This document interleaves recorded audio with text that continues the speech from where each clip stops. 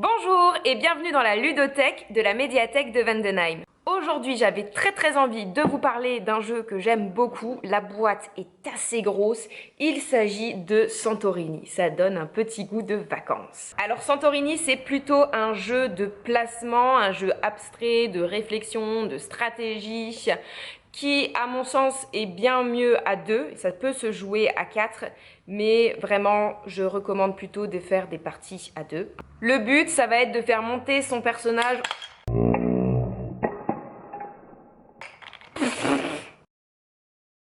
Le but, ça va être de faire monter son personnage au sommet d'une petite tour comme ça. Donc on va la construire au fur et à mesure qu'on se déplace. On construit d'abord la base, ensuite le deuxième étage, ensuite le troisième étage. Le premier joueur qui parvient au sommet a donc gagné.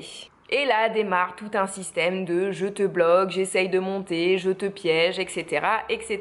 Et ce qui est bien avec Santorini, c'est qu'on peut jouer à la version que je viens de vous expliquer ou qu'on peut ajouter des cartes qui vont donner des pouvoirs à chaque joueur. Ça permet de pimenter un peu le jeu et d'augmenter la rejouabilité. Moi, je mets un gros plus au matériel qui est vraiment très chouette. Et en plus, quand sur le plateau, on commence à construire nos petites tours, ça fait vraiment cette petite ambiance de l'île grecque. C'est super joli. Et je dois vous avouer que typiquement, c'est le genre de jeu auquel je perds toujours parce que je suis vraiment très nulle pour les jeux de placement.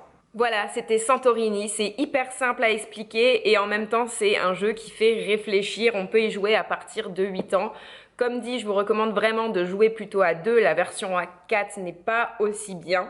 Et voilà, si vous avez envie de venir le tester, n'hésitez pas à venir à la médiathèque. Moi je vous dis à bientôt pour la prochaine vidéo. Bye!